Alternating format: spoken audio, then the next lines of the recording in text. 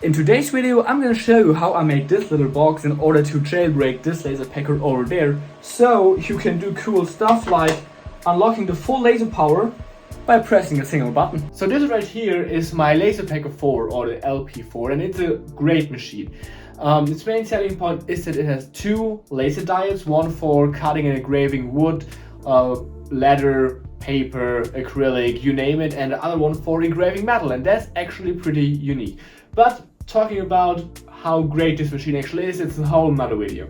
Today I'm here because there's one thing, actually two things, but one major problem I have with this machine, and that's really freaking me out. So today I'm gonna solve that. So figuring out how to control LaserPecker wasn't easy because the LaserPecker system is great, yes, but it's also a complete black box. For example, here we have the LaserPecker software. It's their official software. You can download it from their website. It's completely free and it's easy to use. It's really awesome, especially for beginners. They're all necessary tools. You just drag and drop your pictures, your logo, whatever. It's really intuitive, and then you connect the LaserPecker with a USB cable or Bluetooth, and then you hit upload or preview or whatever, and the machine does everything for you. So you don't have to worry about anything, almost anything. But that's also the problem, because when you hit upload, when you engrave or cut, the data is uploaded to the machine via the USB cable, and so you don't get a look at it. So I don't know what's going on between the machine and the computer, but that's the important part for me. So I played around in the software and I found the settings tab, and in here there is an experimental tab, and when you click on that, they are talking about G-code, T2 and T3. T2 and T3 are for making circles counterclockwise and clockwise, but that's not important here. What's important is that the machine, the LaserPecker, is actually using G-code. So it is a CNC machine, or some type of CNC machine, since they are using G-code. And that's good because I know G-code. I have a 3D printer, so G-code is nothing new for me. So after searching on the web, there was almost no information, or there was no information for me, but I managed to figure out what the G-code for the LaserPecker is and how to access the LaserPecker. But it wasn't easy. So it took me a while, but I managed to do it. And so I wrote this program right here. Here on the right there's a console, and there are like a baud rate. There are all settings I'm gonna hide because I don't know if LaserPecker would be so happy about their data being published. So I'm just blocking that. Yeah. Here, this program is especially made for the LaserPecker, for this application, for testing purposes. So I can select the COM port. At the moment there's just one COM connected, so it's COM3, and then I just open the port and I turn on the machine, and now I can control it. So here I can turn on the blue laser, so it has two laser diodes, as I mentioned earlier, the blue and the red one. So I turn on the blue laser, and as you can see, as you can hear, the machine is turning on. And there is the blue laser dot. So the laser intensity is really, really low, so it's not burning or cutting the wood or anything. It's safe to touch, so no need to worry. Yeah. Now over here I have this control panel, and I can control the laser dot in every direction, just like that. And I can also turn it off. In this program I can So in this program I can set the intensity and feed rate and everything, so it's just a regular CNC controller. So now that I can control the LaserPecker, the easy part is done, and I have to figure out how I want the setup to look like. So a common laser cutter setup looks like that. You have a PCB, that's the motherboard, that's connected to the motors and to a big black box via a PWM signal. And then this black box is converting the PWM signal into a voltage that is then applied to a laser tube, and the laser tube then generates a laser beam, and this laser beam is bounced off by a couple of mirrors and so directed through the machine in order to cut at a specific position. So the way I want to go here is to take this PWM signal, replace this whole black box laser tube part, and make our own black box. And then this black box is actually connected via the USB cable to my LaserPecker in order to turn it off and to set the brightness and to set which laser I want to use. And then the LaserPecker is actually directing this beam straight down, and the motors are driving the LaserPecker in the X and Y direction. So I'm skipping the whole black box, mirrors bouncing, laser tube part and replace it by a purple box LaserPecker part. So in order to achieve that, I came up with 3 solutions. The first one is to connect my PC to the LaserPecker and to the PCB. Then I have to write a software that's simultaneously controlling the LaserPecker and the motors via the PCB. But then I always have to connect my PC, and I don't want that. And there could be a delay between turning on the laser and controlling the motor, so the cut could be inconsistent. So version 1 is, I don't want version 1. Version 2, I take the PCB, I control the motors, and I get a PWM signal from the PCB and feed it into a single board computer like a Raspberry Pi. That's then converted PWM data into the USB protocol and then sending it to the LaserPecker to control the laser. But I have to use a single board computer, and they are pricey and they need long time for booting.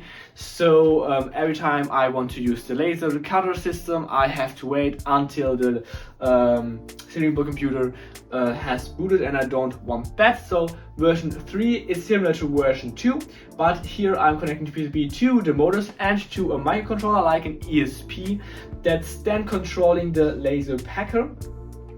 Because microcontrollers, they don't have booting times like single board computers. They should be a lot faster and easier to use. So version 3 is what I'm aiming for. So right here I have a microcontroller, because in the end the LaserPecker is also just a microcontroller. And now I want that this microcontroller sends data to my PC. So I connect it with a USB cable. Ba-bam.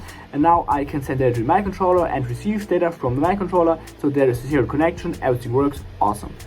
But now I want to take this microcontroller and send data to this microcontroller. So how do I let the microcontroller communicate with each other?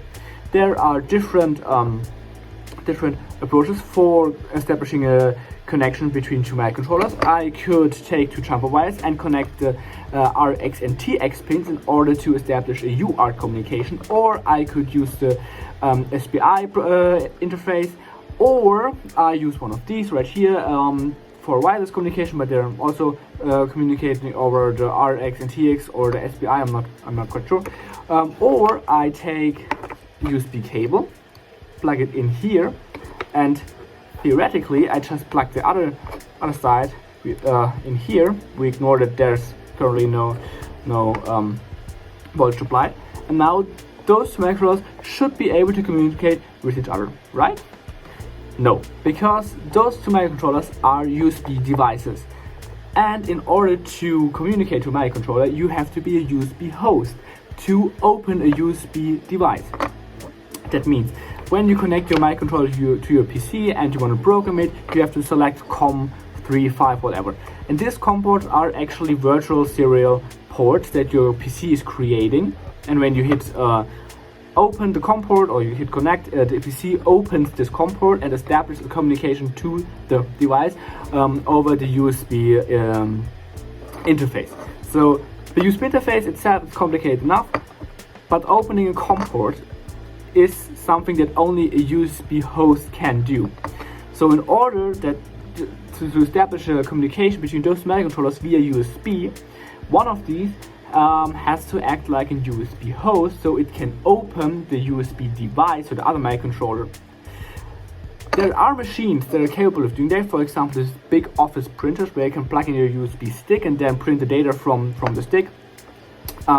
Those are acting as USB hosts, but establishing such a USB host protocol on a microcontroller is not as easy as you might think. So I played around with a couple of microcontrollers out laying around, but unfortunately none of them worked because they're just not able of acting like a USB host.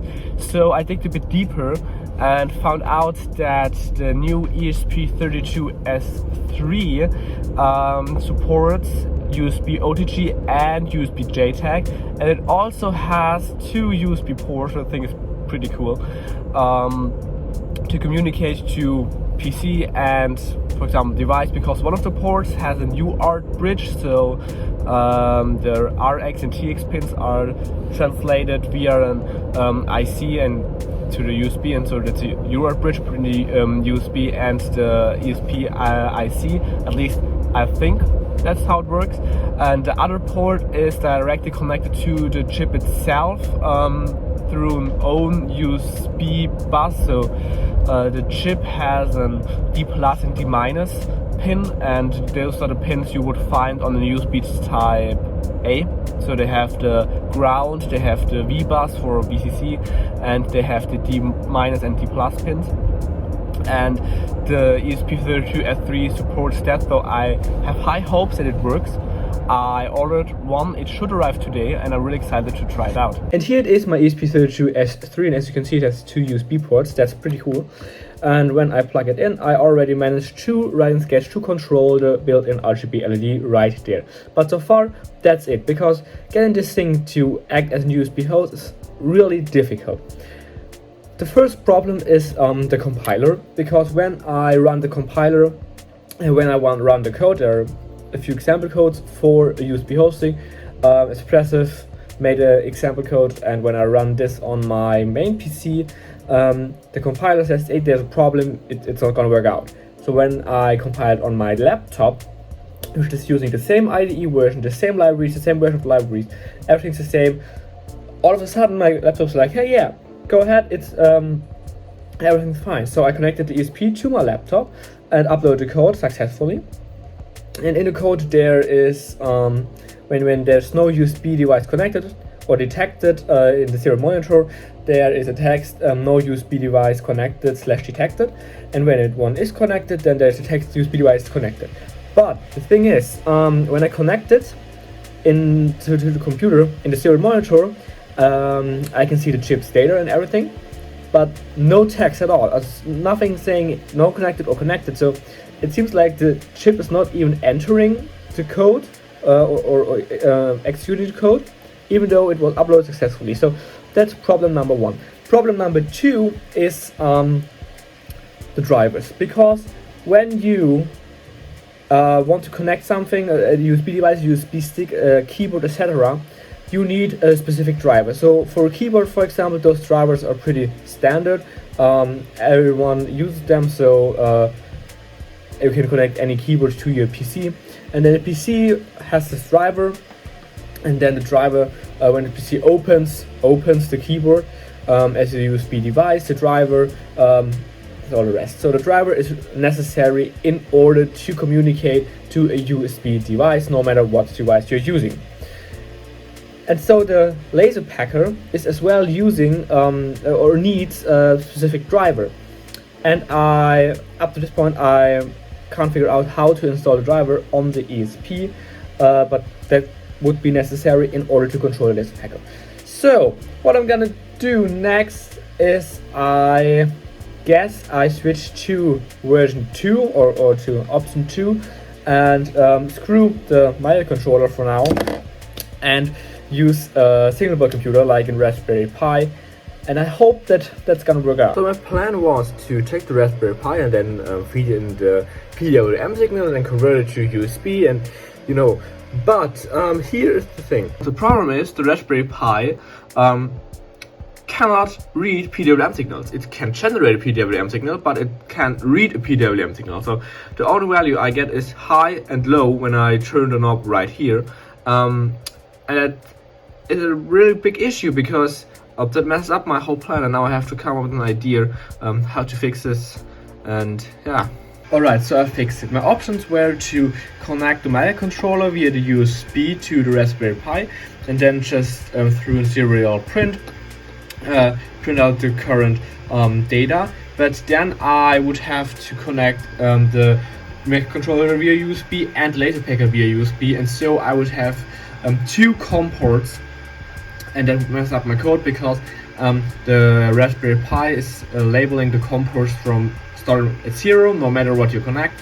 If there's only one device connected, it will be COM 0, And so if I connect two devices, I don't know which device is COM0 and which one is COM1, so that would mess up my code.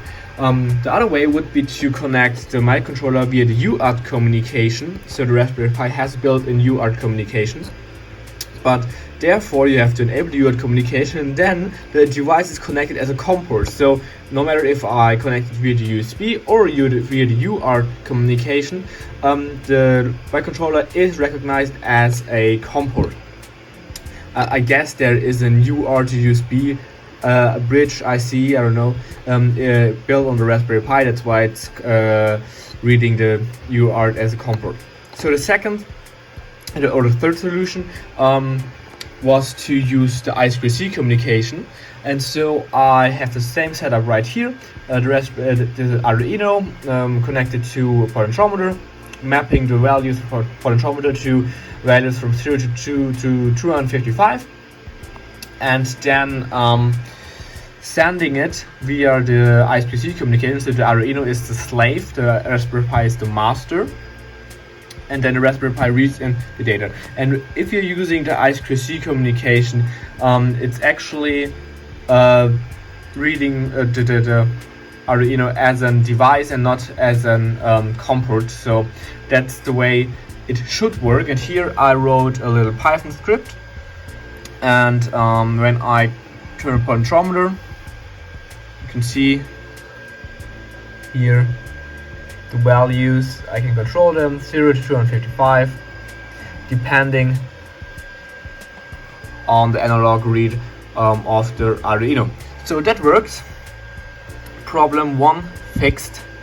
Now let's see what comes next. So now you might have noticed something, because initially I wanted to read a PWM signal with the Raspberry Pi, but then I connected the Arduino in order to send the PWM signal over via the I2C communication, but the Arduino was reading an analog signal from the potentiometer. So I connected another Arduino that's actually reading the analog signal for the potentiometer. So the potentiometer is connected to this Arduino, then mapping it to the PWM value from 0 to 255, and then generating this PWM frequency on the D9 pin, and then sending it via the jumper cable to the D2 pin of this Arduino.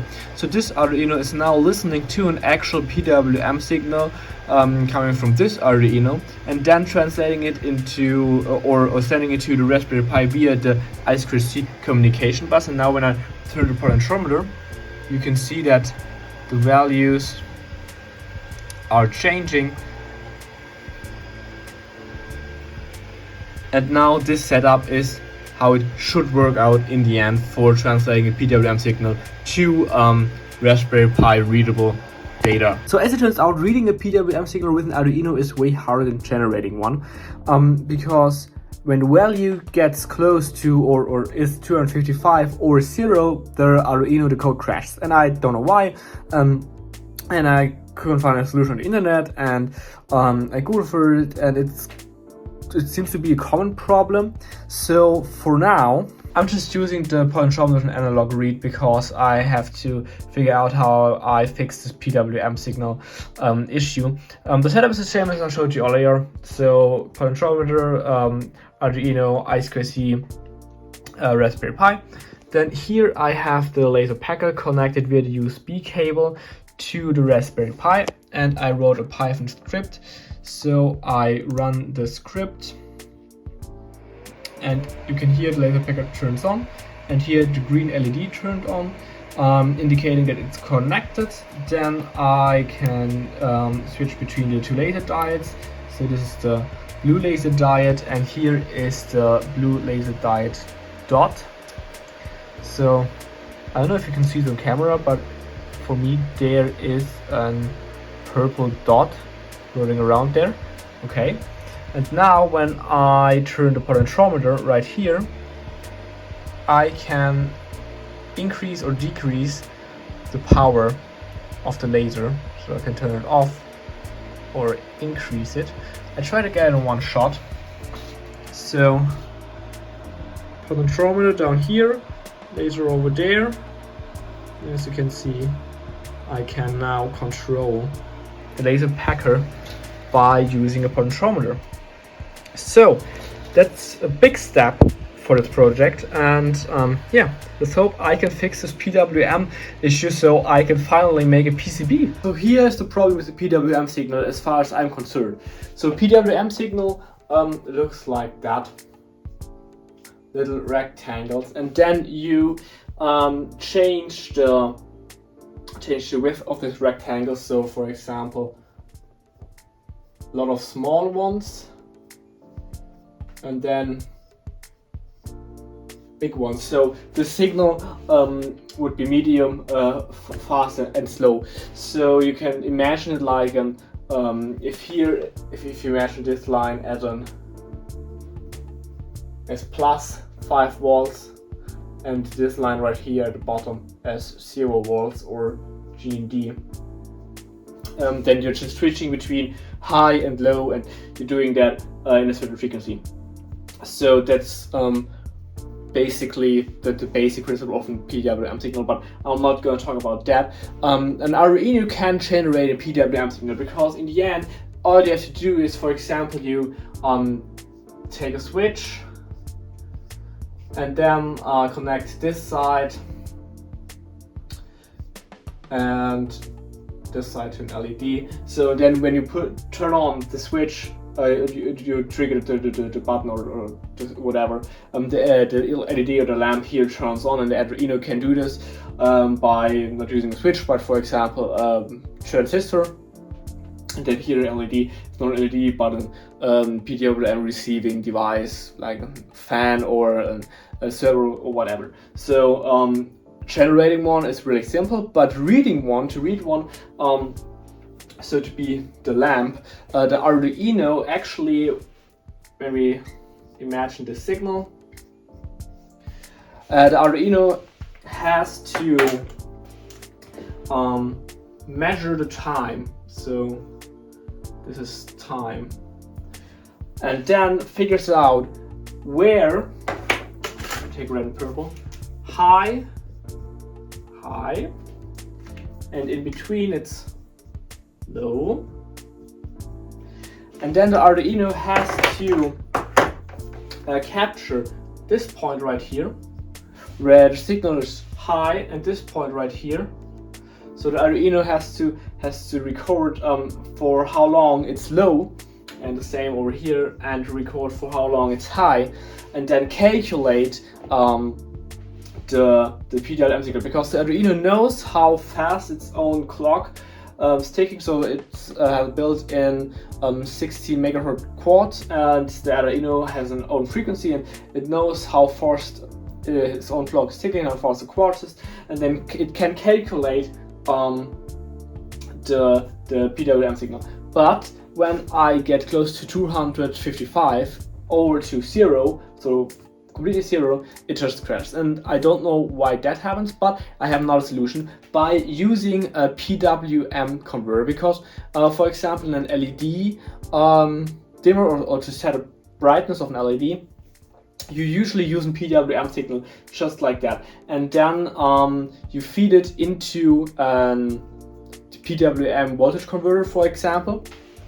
And this voltage converter then actually, when you get the signal and you feed it into the converter according to the signal, so according how far the signals are, or the peaks are, not the peaks, the high and low spots are, for how far they are from each other, the converter is generating a voltage. So this would be for the blue signal, and that's, for example, I'm just making another signal. So the red one right here, it's going really fast. So see, the blue one's way slower than the red one, so the red voltage would be higher. And I want to use this effect by taking such a converter and then feeding in the PWM signal, and then feeding the voltage into the analog pins of the Arduino, because the analog pins actually can measure a voltage. So that's how, for example, when you connect the potentiometer It's the same principle, and then these voltage converters can output a voltage between 0 volts and 5 volts. So 0 equals to 0 PWM, and 5 volts equals to 255 for the PWM signal. And so this voltage I can then calculate the PWM signal. When I know that 5 volts are 255 and 0 is 0, I can map this into code and then actually say, okay, I got a voltage of 3.475 volts or whatever, that's equal to PWM signal of 187 or so. And that way I could, or I should be able to precisely measure the PWM signal and measure the 255 and the 0 spots. Yeah, so I bought such a voltage converter, PWM voltage converter, and let's see how this goes. So guess what came in the mail today? Here I have my PWM2 voltage converter. So one side is connected to ground and the PWM pin of the Arduino, so the PWM generating a device. The other side here is the output, so that's connected to my potentiometer, so you can see it over here. This side is connected to 12 volt, or you can connect it to 12 volt. At the moment it's connected to 7.5 volts, because unfortunately it's not working with 5 volts, but it's working with 7.5 volts, and it's working with 12 volts, so don't ask me why, but that's how it is. Here this potentiometer is supposed to be, or you can adjust the output voltage, the maximum output voltage with this potentiometer, but I can turn it as much as I want. The output voltage changes by 0.01 or so, so it's really not doing anything. I don't know if the thing is broken, but at least the PWM2 voltage converting system works. Speaking of that, here I have the potentiometer that's connected to the Arduino, doing an analog read, generating PWM signal in here, out there. You know the deal. So at the moment it's full blast, so there are 255 out there, and I can turn it down to 0. You can see it's 0, and I can adjust the output voltage. So when I go back to 255, it's again 4.63 volts. So that works perfect. Now the thing is, because here you can see there's a delay. I turn this and then it takes a couple of seconds for the potentiometer, for the multimeter to detect the change. And that could be an issue, because if there's a delay between moving the laser and turning it on and off, the cut could be inconsistent. So I have to build a setup to measure the delay between changing here and changing here, and I have to now I have to try if it even works for an Arduino, so not reading the output voltage with a multimeter, but with another Arduino, because in the end that's what I planned to do with this thing right here. So okay, right here I have another Arduino that's running an analog read and then mapping the values to 0 to 255. So again, same setup, analog read to the mega generating PWM signal, going in here, converting to voltage, going in here, doing analog read, and now here is the serial plotter and the serial monitor, and as you can see, when I turn the knob, it goes down to 0 perfect, it goes up to 252, so because there's also a bit of noise, you can see in the serial plotter that there's a bit of noise, so, but when I turn it, you can see that it's beautiful. I can now almost perfectly adjust the PWM signal or the value in the Arduino Uno. I might have to integrate a little filter system or filter code, so it's not that noisy.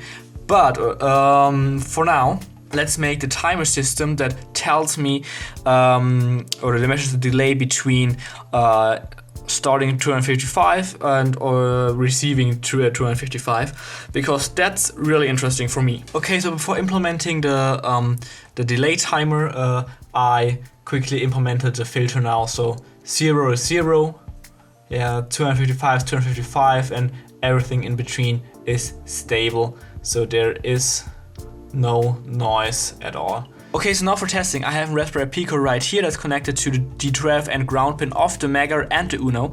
And so when the Arduino Mega generates a PWM signal of 255, it pulls his D12 pin high.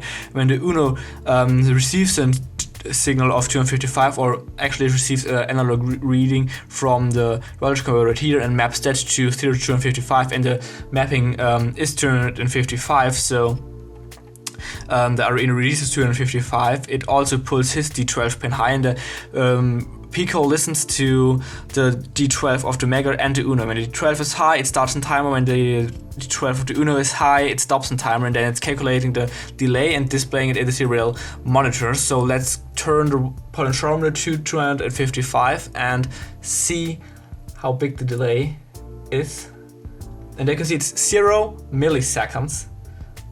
And that's actually pretty good, because you have to keep in mind that the microcontrollers are running code. So the microcontroller right here is running, the Mega is running a code, and then checking for the value, and then turning on the D12 pin, and the Uno is running a code, reading in the analog read, mapping it, filtering it, and then checking for the 255, and the Pico is also running code, constantly checking for the signals for the pin to turn high. So all of them are actually faster, or could be faster than 0 milliseconds. So 0 milliseconds is really, really fast, but in the end it's not 0 milliseconds, but 0.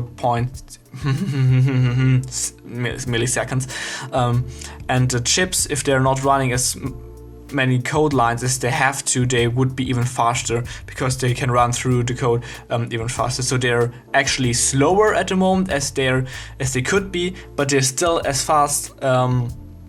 So the delay is under 0 milliseconds, and that's pretty impressive and actually perfect for what I need. So just because I was curious, here's the same setup.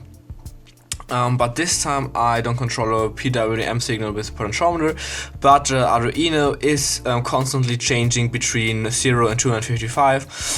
So it's 0 for 1 second, then 255 for 1 second.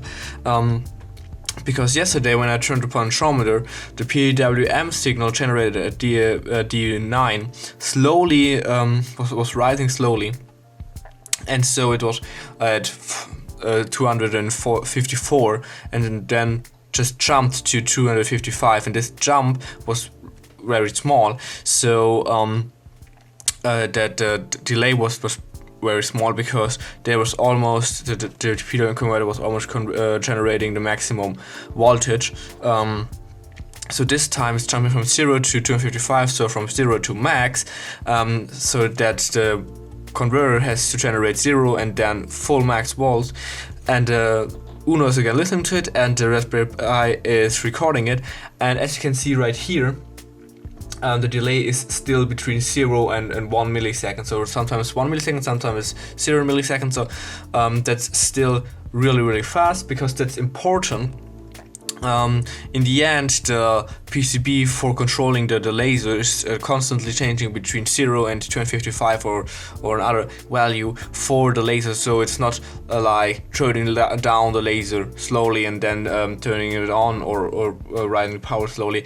It's just full blast or 0, and so the system has to react to this full blast and 0 behavior rather fast, so that's actually pretty good. Okay, now that everything works with the big Raspberry Pi, I got myself a Raspberry Pi 02W right here. I already installed Raspbian, so now I just have to hook up the I2C communication and all the cables right here to the Raspberry Pi Zero, because in the end I want to use this little guy right here, since it's way smaller than the big Raspberry Pi, and I only need one USB port and not 4, and I don't need a internet cable connection and all of that, so that's perfectly fine, and I can easily build a PCB around this right here. But for now, let's hook everything up and see if it still works. Okay, so this is the whole setup. I know it looks messy with all the cables and stuff, but this is the last prototype. And there's so much I want to talk about, but for now I just want to show you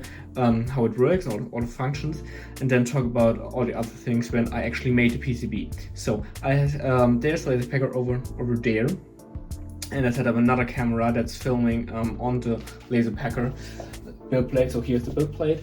I just put this cardboard box on there so you can see the laser point and I don't burn a hole into the table. And now when I press this button right here, the system gets power. So the Raspberry Pi gets powered, then the Arduinos and the LaserPecker4 power supply, because this is currently powering the PWM converter, but I showed you all of that. I already showed you all of that. So let's press the button. And currently there is still a monitor, but in the end there won't be a screen. This is just for debugging. So the Raspberry Pi is booting, as you can see there, because the LED is blinking.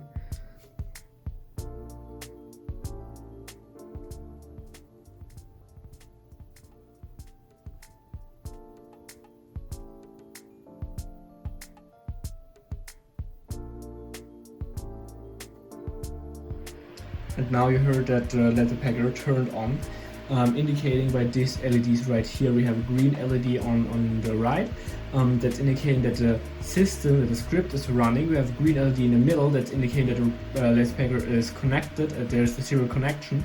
And we have the blue LED indicating that the blue laser is selected.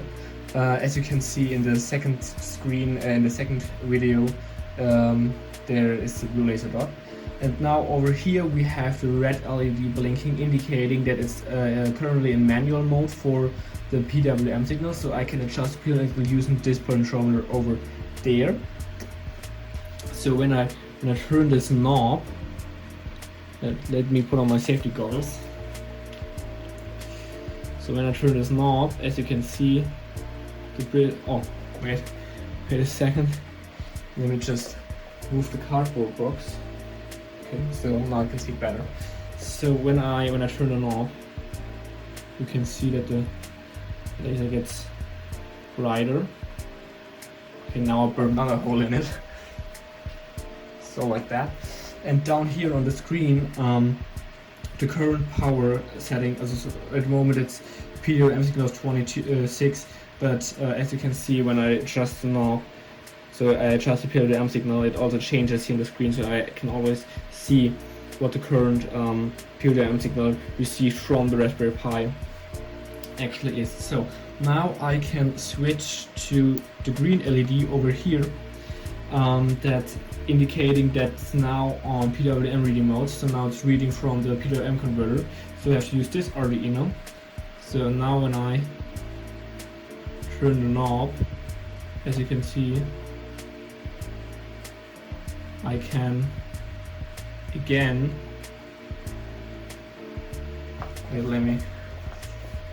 so over here, can again control the laser, and here there is the current power.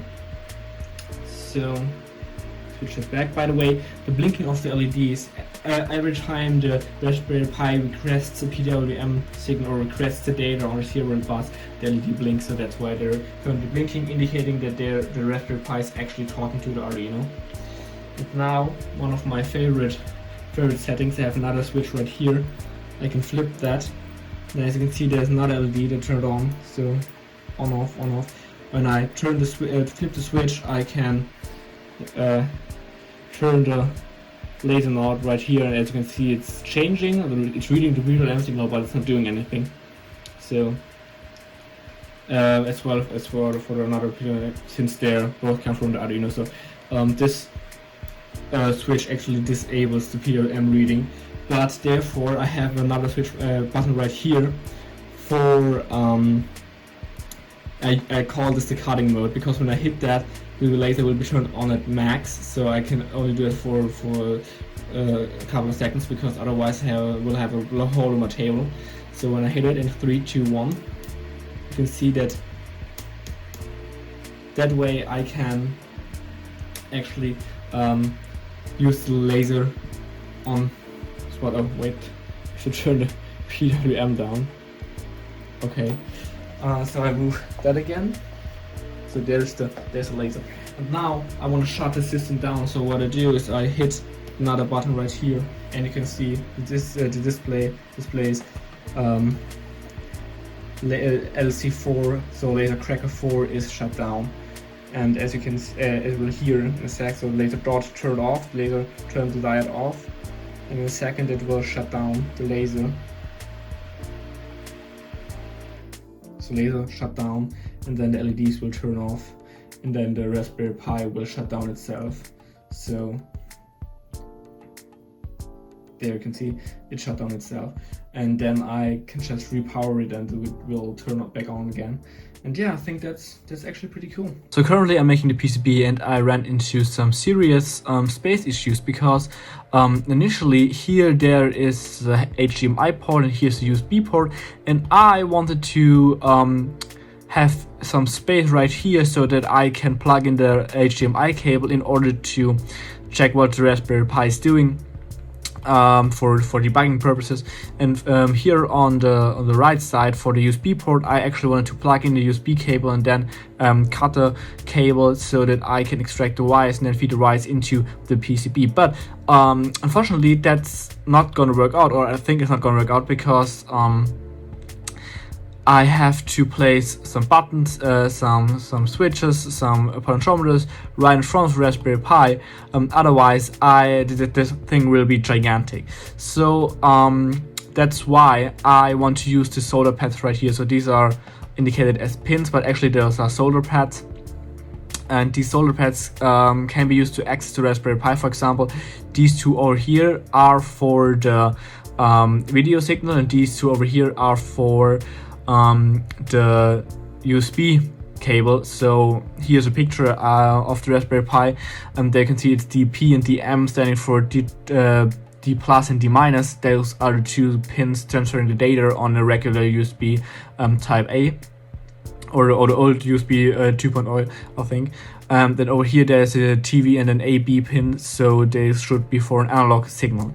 And now that I want to test if this works, I designed this thing right here, so they can do the Raspberry Pi right on there and then test the functions, because here there are these holes to plug in these pins right there, because these are spring-loaded pins. So in here there's a little spring, and the knob right here can be pushed in and it jumps out again. And so you can use those pins to actually have a good connection with the solder pads and then access the Raspberry Pi. Big factories use pins like that for debugging the boards, so they're putting the boards on a test stand and then the pins are connecting to the solder pads and checking if everything works.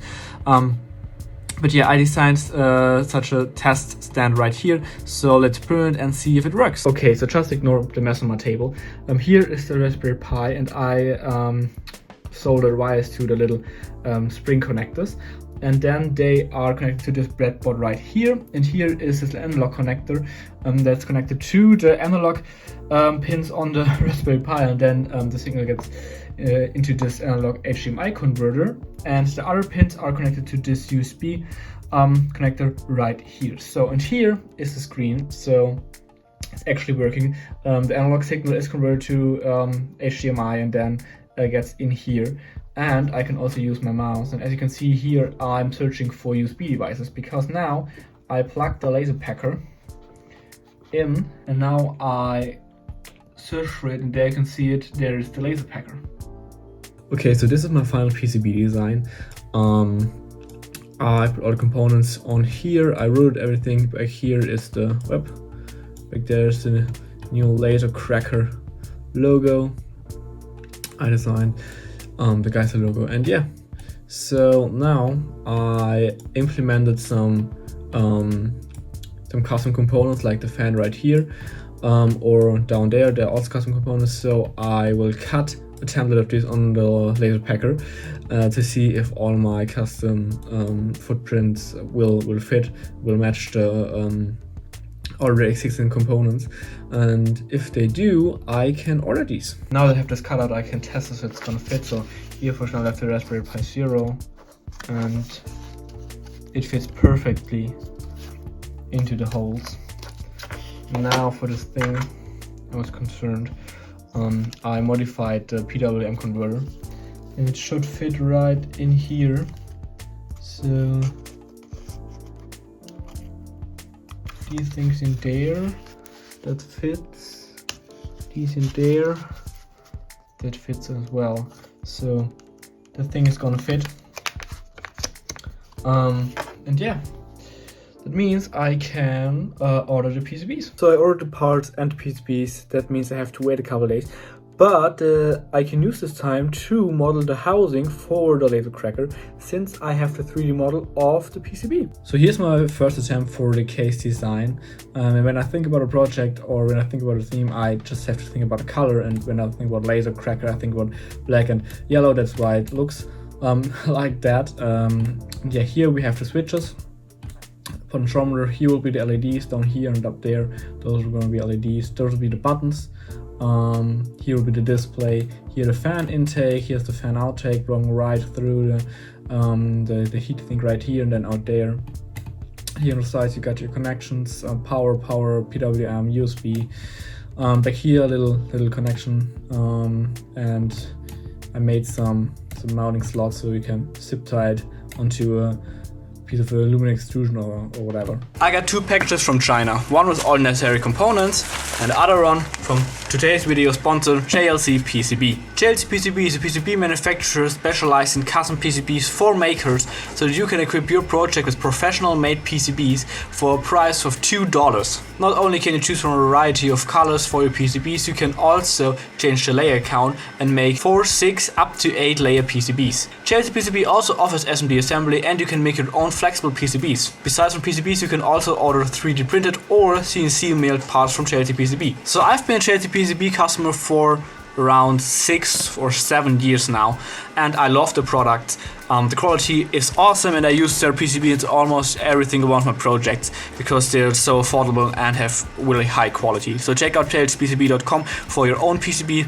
and feel free to use my link so that you don't pay anything extra but support me and my channel. But to start, I need this cardboard box right here, or I don't need a cardboard box, I need what's inside, because in here we have a microcontroller that's an ATmega 328AU, and that's the microcontroller used for Arduino Unos and Arduino Nanos. And since I'm using Arduino, I want to build my own one, and I can't just solder this thing on the PCB because it won't work. I have to first burn the bootloader and program the chip, and therefore I have the socket right here, so I can just take the chip and pop it in there in order to program it or burn the bootloader with a regular Arduino Nano. And if you want to know how to burn a bootloader and program a chip like that, or build your own Arduino Uno/Nano, then let me know in the comments down below, because that is actually pretty easy to do. Okay, so I burned the bootloader and programmed the chip. That means now we can start making the actual PCBs, and here they are. I chose purple. I already opened them to see what they look like.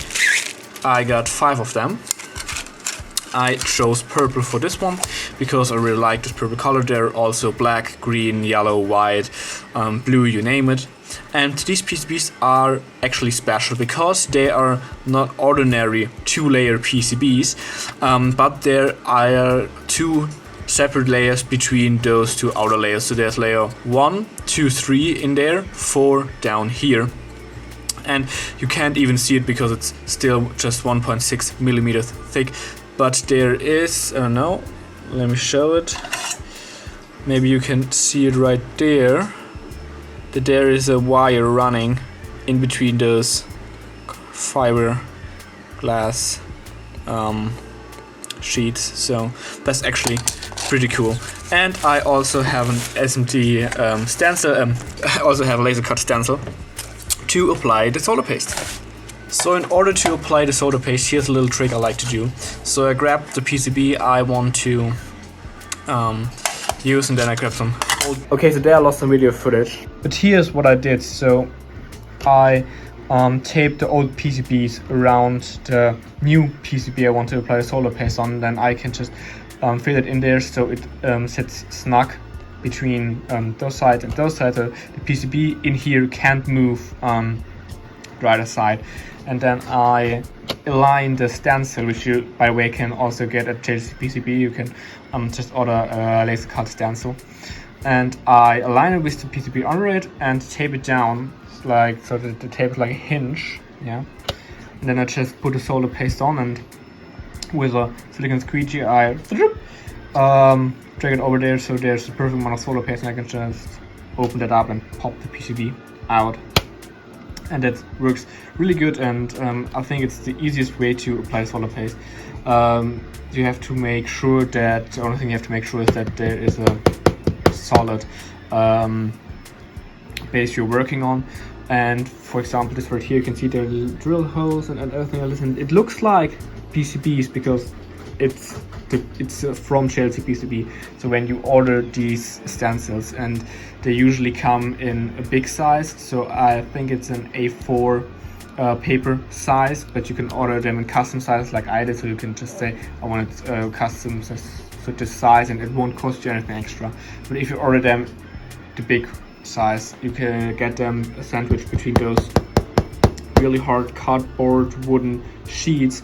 I assume they're using for drilling, so it looks like they put the PCBs on there and then CNC drill all the holes, all the vias, and so that they're done drilling into their work table. They're using this for the PCBs and then just recycling it for shipping. So to apply the solder paste, I just take a bit of solder paste and put it on here, just like that, and then I take a silicon spatula like that, and just in one stroke pull the solder paste over there, and down here.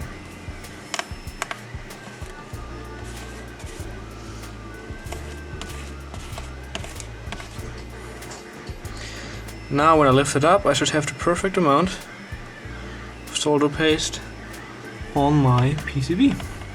So now is the most tedious part of this project, placing all the components on there. And yeah, there's not much to see for you, and my head will be in the way all the time because I have to get really close to the PCB, but I'll do my best. So now all the components are placed and I can solder them, and therefore I use the reflow plate I made a while ago, so check it out if you haven't already. So now that all the SMD components are soldered on, I can solder the rest of it, so the THD components, on the PCB and see if it works. So all the SMD and all the THD components are soldered now, and this is it.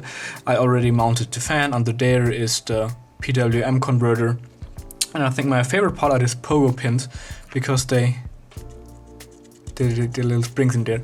I just love them, and I currently connected it via USB-C. And now when I turn on, you can hear the fan spins. Here the LED indicates that there's power. The different voltage levels, so 24 volts for the fan, the 7.5 volts for the converter are working. And yeah, now I just have to put the Raspberry Pi on and then see if it works. So it is working, but it's not working. When I put the Raspberry Pi on, it depends on the angle on how far it's pushed down the front here. Because if it's too high, then it's not connecting to the pogo pins, or not properly connecting to the pogo pins, and I lose the signal to the LaserPecker. And if it's too low, I'm losing the signal, the SQC signal, and I think that's because these pins back here, they're way too short. So I guess I have to order a new Raspberry Pi, not because this one is broken, but I really don't want to unsolder all of these pins and then resolder them. So just get a new one, and I can use this one in another project. And yeah, I think with longer pins, it should have a better connection back there, and then I can push it further down at the front, and so I should in general have good connection everywhere I need to be connected to the PCB. So the new Raspberry Pi is here, and I soldered on longer pins, and this is working now. But I'm facing another problem. And the problem has to do with this PWM to voltage converter and these two boost up converters. So down here and up there, there are two boost converters. They both consist of an SX1308, and they have the same layout. So this one and this one, same layout. I just copied that one up there, rotate two components, and both of them, they have two resistors. So this one right here and this one down there. And the ratio between those two resistors actually determine the output voltage. So these two resistors, I chose them that the ratio determines the output voltage to be at 20.6 volts for the fan.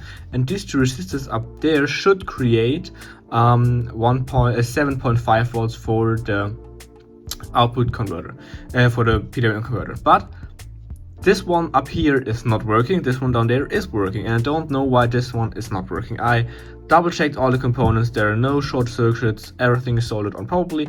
I actually by now replaced every single component right here, but it's always the same result. This one up there, I actually now soldered on 300 kilo ohm resistor and a 10 kilo ohm resistor, so it actually should boost the voltage to 18 volts, but it's somehow still not working. This one down here does. I don't know why. So the problem is that this one spits out 6 volts, 6.2, 6.1 volts, depending on how many components are on the PCB, and need actual power. So, but this one here outputting around 6 volts is powering that one right here, and that's working because here I have another one. When I turn it around and have a look, there you can see there is the ground and the VCC. So here you apply the voltage, for example, the 7.5 volts or 12 volts. And then you have the ground and PWM and the ground and the output voltage. And the problem is that this output voltage actually is connected to this input voltage. So if the input voltage is rising, the output voltage is also rising, and if the input voltage is going down, the output voltage is also going down. And that's a problem, because if there is a different input voltage, or if the input voltage is changing over time, then the output voltage of the converter is changing over time. But the Arduino over here is reading the output voltage from this converter, and it's reading fixed value. So the Arduino knows, okay, output voltage of, for example, 5.4 volts, this is equal to 255. So if I apply 255 to the PWM channel right here, and then this thing creates the 5.4 volts, but then the output voltage right here from the converter changes, yeah, so it changes to 5.9 volts, then this one right here changes to 4.8 volts as output voltage. Then the Arduino is reading a lower output voltage and so saying, okay, it's a lower output voltage, it's 4.8, and this is equal to 155 and not 255. So the LaserCracker sets the LaserPecker to a power of 155. In fact, it should be 255, because 255 is what's coming in here on the PWM input. And so overall, this thing has the voltage applied to the converter right here has to be fixed. It always have to be 7.5 volt or a fixed value, so I can work with this fixed value. And now I have a solution for that, because smart enough, I implemented 7.5 volt and ground right here to check if the voltage is working, or to apply an external voltage. And this is not connected to the rest of the PCB because there are diodes in there.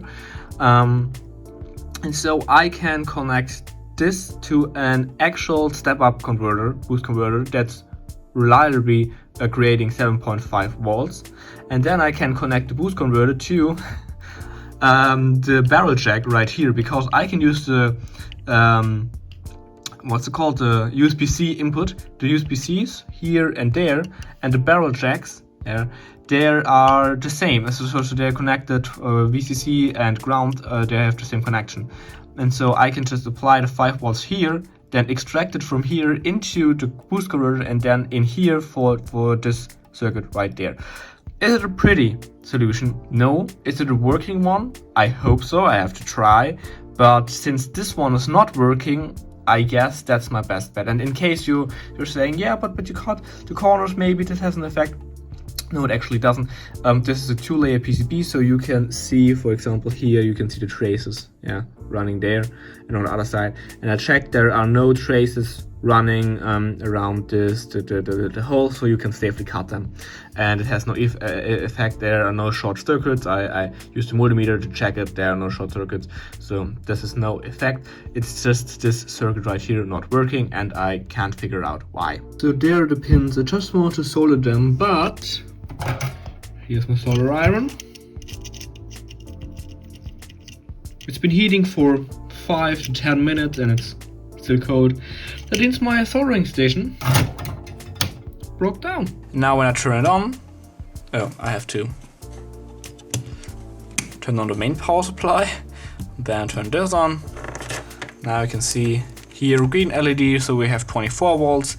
Yellow LED, system has power.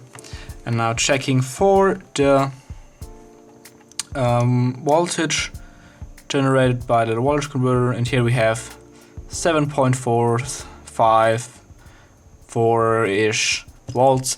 And yeah, that fixes, or that should fix the problem, because now I know it's not 7.5 volt exactly I had on my 11-inch power supply, but it's a steady voltage, so I can now reprogram the Arduino over here with the new data and mapping the values, because it's a lower voltage, input voltage, but in the end it's a steady voltage, and that's what I was going for. Okay, so the Arduino is reprogrammed. I set the new values, and now I can put the thing back together and see if it actually works or not. Alright, so here's LaserCracker. There I have my cardboard box, and I tried to fit it all in one scene so that you can see the LaserPecker and the LaserCracker. I connected the Arduino for PWM generation, and now I just turn this on. So the LaserPecker here is the fan in there turning on. Now I turn this thing on, put my goggles on and glasses on, and hope for the best. You can see the screen is showing all the things, and down there the LED is lighting up, so the Raspberry Pi booted, but nothing's happening. Why? So it seems like I'm having problems with the connection back there, and from there it's better now that I have longer pins on Raspberry Pi, but I always just loosely pop it in, and the pogo pins are obviously pressing against it. So I'm 3D printing the bottom part and see if that helps, so that I can screw all the things in and maybe it fixed the problem. Okay, so I really don't understand what's going on here. So I'm doing a GPIO test. Here you can see it's testing all the LEDs. All the LEDs are working. Now it says that I should try the pins. So the reconnecting pin is working. The cut button. Then I have to do the jumper right now. It's also working. The safety switch working. Now to test the I2C connection. As you can see there, we have one at the address 8 and one at 3C. That is the Raspberry Pi, that's the Arduino and the OLED display. So it is connected. You see the connection. Okay, so since everything is working, so the IOs are working, the inputs are working, the outputs are working, I want to check on the connection. So that's why I connected the the first 3, in total 6 pins of this 2 pin row right here, because that's the I2C and 5 volts connection, and I connected the LaserPecker directly via USB to the Raspberry Pi. And now when I turn it on, it should build up the I2C connection communication and the USB communication, and then I see if it works or not, and so I know maybe where the problem. So the Raspberry Pi is connected to the board via the I2C, and the I2C is working. I checked that, but it's still doing that. and still not establishing a USB connection, even though the LaserPecker is directly connected via the USB cable to the Raspberry Pi, and the Raspberry Pi also recognizes the LaserPecker as usual. So everything is as usual, but nothing's working. So what I'm going to do now is I start from scratch with the code, and I will test everything in functions. So test all the GPIO inputs and outputs if they're working. Test the I2C connection to the Arduino, see if I can read the data or not. Test the I2C connection to the display, see if I can write text to the display. See if I can live display the Arduino values on the display, and then try to connect to the LaserPecker. And if that works, I will combine all of that and hope that it will make working code, but so far that's the plan. Okay, so I tried running the Arduino I2C test, and you see there's some data, but then all of a sudden there's an error, an OS error, 121 that I never have seen before. So this error also occurred with the display. Okay, so here's the thing. I'm communicating via the I2C bus, as you know, and usually when you communicate to a device via the I2C bus and you set up your own microcontroller like an Arduino, you have to integrate pull-up resistors. They're connected to the SDA and SDK of the I2C bus in order to pull up a high signal. Otherwise, you will have problems. And so, since I made an Arduino on the board, I also integrated these pull-up resistors. As you can see right here, those two pull-up resistors.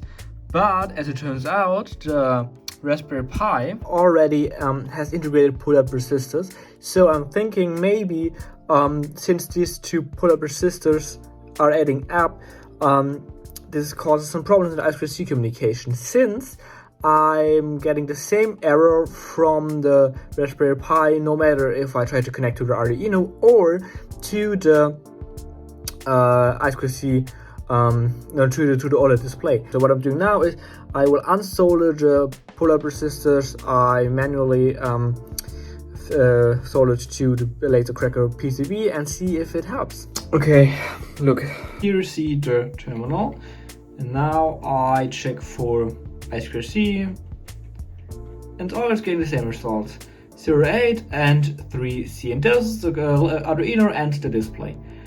And earlier, when I soldered on when the two pull-up resistors were still soldered on, I was getting random other numbers like 4B, 8, 8E, whatsoever. Unfortunately, I don't have any video material of that, but there were I2C addresses that were not even connected, so there were virtual I2C addresses.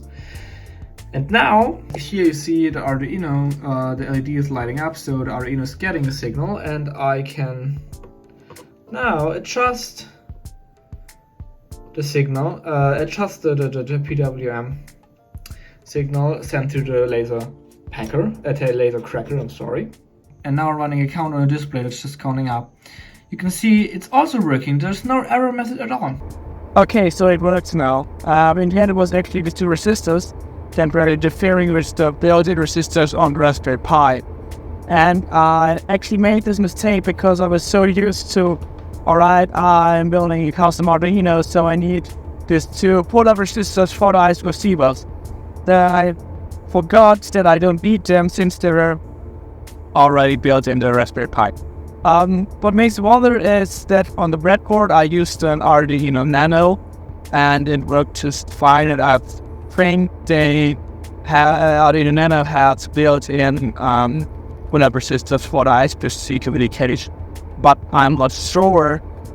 So if it does, I don't understand why it worked on the breadboard, but it didn't work on the speed.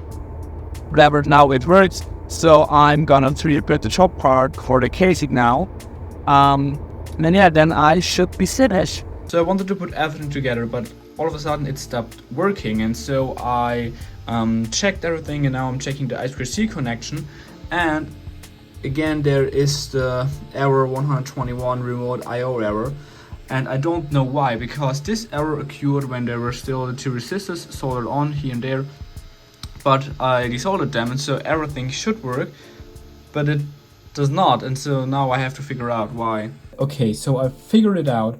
For some reason, so now it works, as you can see here. I can adjust the values, and there's the green LED indicating that there is data transfer, and for some reason it has to do with the fan. When I plug in the fan, it's not working. When I unplug the fan, it is working, even though the fan is powered by a booster converter, so it actually has nothing to do with the I2C communication, but for some reason it's interfering with the communication, and yeah.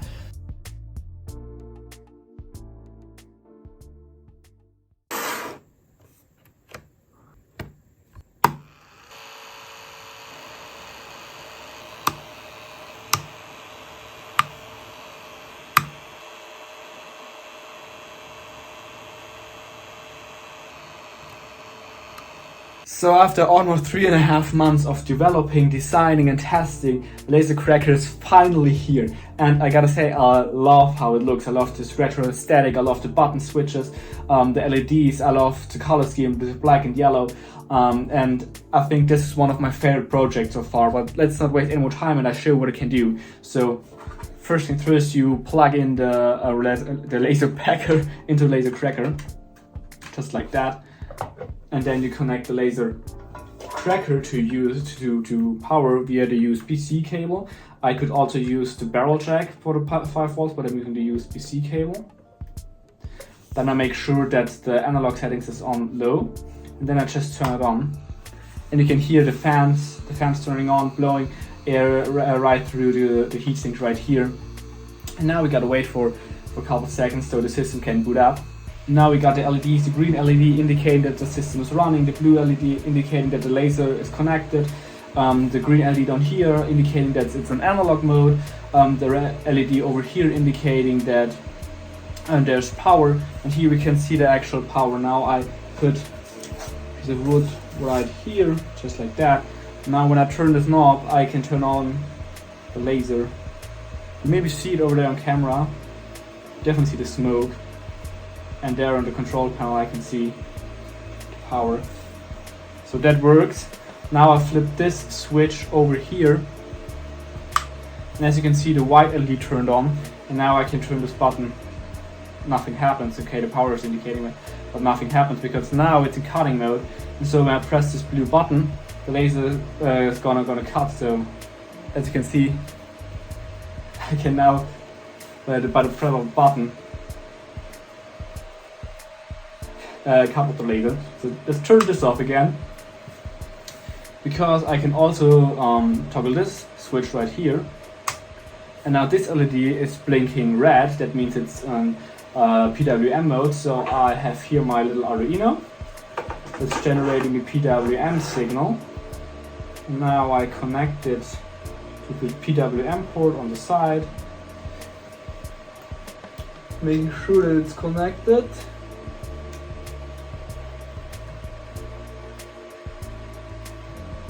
Okay, should be.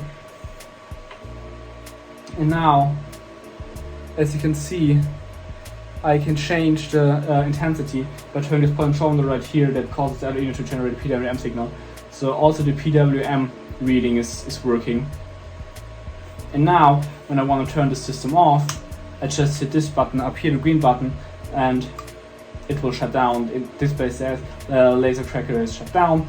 Now just wait for the whole system to turn off. As you can hear, LaserPecker turned off, and then the LEDs turned off, meaning the system is shut down. And we wait for a couple seconds. And yeah, then I can just flip the switch, gonna power off, and it it's done. So making LaserPecker was so much fun because I had to re-engineer stuff, I had to design stuff, I had to figure out how to fit everything in there, and I had to make the PCB, a 4-layer PCB. I never made a 4-layer PCB before, and at that point I want to thank JLC-PCB again for sponsoring this video. And in the end, I think this thing turned out so cool, and if you think so too, then feel free to like, share and subscribe. Here are videos, here you can find my channel, so have a nice day and see you soon.